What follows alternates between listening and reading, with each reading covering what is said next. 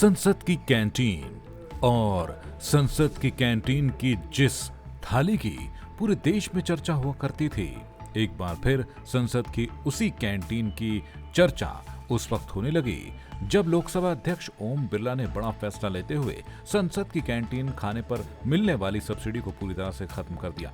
जी हाँ, संसद का बजट सत्र 29 जनवरी से लेकर 15 फरवरी तक चलने वाला है, लेकिन इससे पहले ही संसद की सब्सिडी खत्म कर इसकी नई रेट लिस्ट भी जारी कर दी गई है।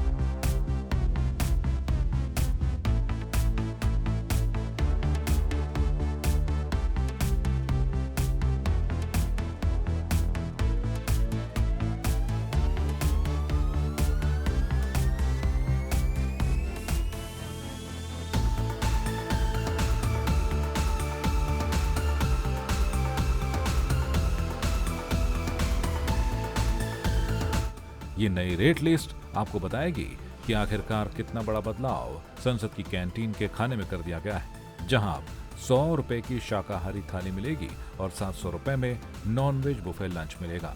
आपको बता दें कि संसद की कैंटीन को सालाना करीब 17 करोड़ रुपए की सब्सिडी दी जा रही थी।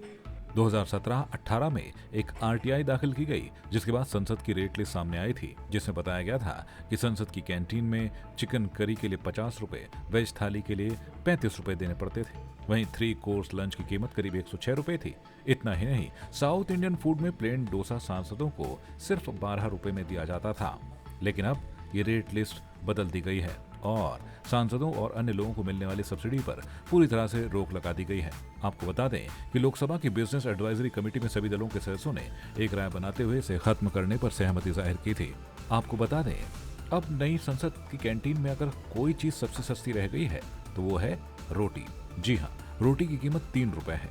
वहीं नॉनवेज बुफे लंच के लिए आपको 700 रुपए खर्च करने होंगे। इसके अलावा चिकन बिरयानी 100 रुपए, चिकन करी 75 रुपए, प्लेन डोसा 30 रुपए, मटन बिरयानी 150 रुपए में मिलेगी, जबकि वेजिटेबल पकौड़ों के लिए 50 रुपए खर्च करने पड़ेंगे। नई रेट लिस्ट के मुताबिक कई चीजों के दामों में बदलाव कर दिए गए हैं, तो कुल मिलाकर अब संसद का खाना पड़ेगा महंगा। ब्यूरो रिपोर्ट, जय भारत टीवी।